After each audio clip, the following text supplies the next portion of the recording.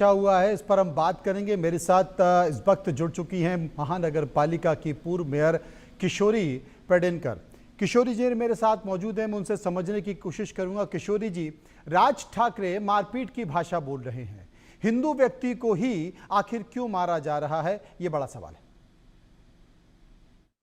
देखो, मराठी जो लैंग्वेज है वो मराठी लैंग्वेज महाराष्ट्र की है, वो मराठी लैंग्वेज मुंबई की है। हिंदी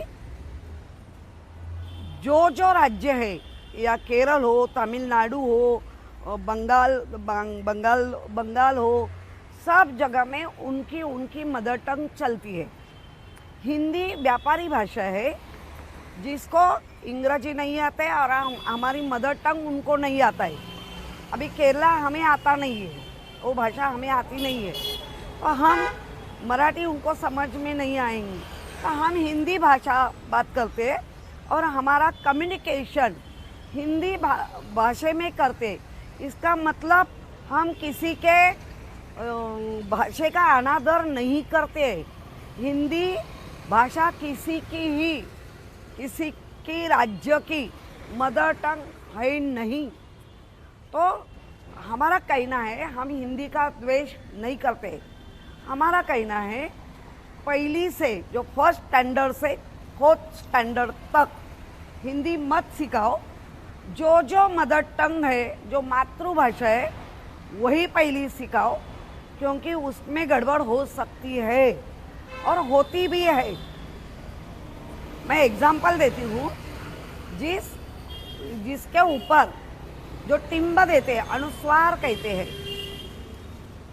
हमारे मराठी में लिखते कीमत और हिंदी में बोलते कीमत, तो बच्चा कंफ्यूज हो जाएगा कि कीमत वो ऊपर का अनुस्वार किधर गया।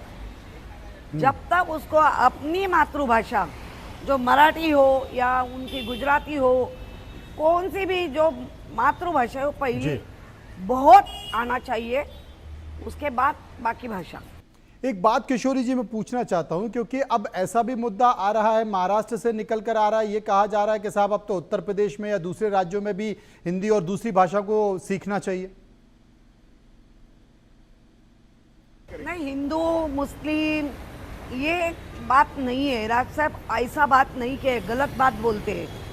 राज साहब का कहना है कि आपको इधर रहना है तो मराठी भाषा आना चाहिए, और कोई कहता है कि मैं मराठी भाषा सीखूंगा, मैं प्रयत्न करूंगा, तो कोई नहीं मारपीट करेंगे, लेकिन आवाज करके बात करेंगे कि हम नहीं बोलेंगे, क्या करेंगे, और इतनी गंदी भाषा बोलते हैं, उखाड़ लो फुखाड़ लो, तो ठीक करेंगे।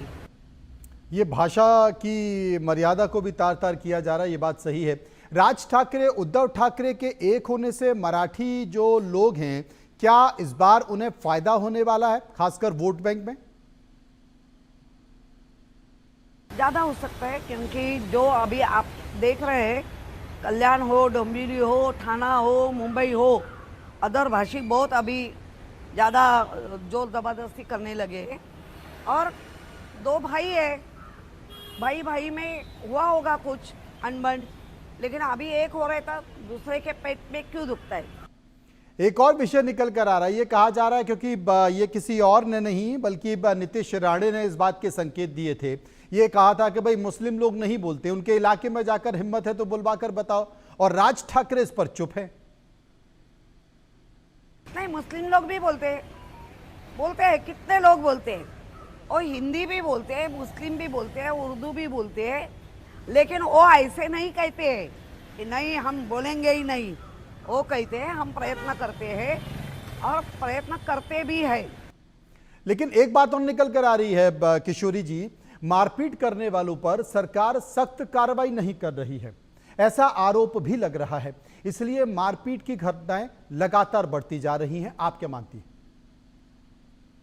नहीं, अभी आप देखें तो पुणे में तो कोयता बीता लेके ही घूमते हैं। हर एक छोटा छोटा पॉइंट में मारपीट होती है।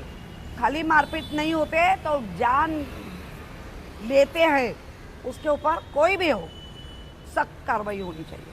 आप मानती हैं कि राज ठाकरे, उद्धव ठाकरे इसलिए साथ आए हैं क्योंकि उनके वोट बैंक घट गया है, उनकी खोई हुई जमीन चली गई है, इसलिए वो मराठी के मुद्दे पर दोबारा से चर्चा करके अपना वोट बैंक वापस जाना चाहते हैं, लेकिन बेरोजगारी के मसले पर कुछ नहीं बोलते? क्यों नहीं बोलते? बोलते हैं। बेरोजगारी बात करके करके उद्योग धंधा पूरा महाराष्ट्र से लेके गए हैं, उसके ऊपर सब बात करते हैं, सुनने वाले हाई कोर्ट। 18 तारीख को हालांकि 18 तारीख को वेस्ट मुंबई में चुनाव होने जा रहा है, उसमें संकेत साफ हो चुके हैं, लेकिन आप मान रहे हैं कि मराठी के मुद्दे पर राज और उद्धव ठाकरे एक साथ चुनाव लड़ने जा रहे हैं बीएमसी का? हमारी मुंबई है तो मुंबई के करने के लिए हम साथ में आएंगे। चलिए, बहुत बहुत शुक्रिया करेंगे किशोरी जी का, जो विस्तार से हमारे साथ चर्चा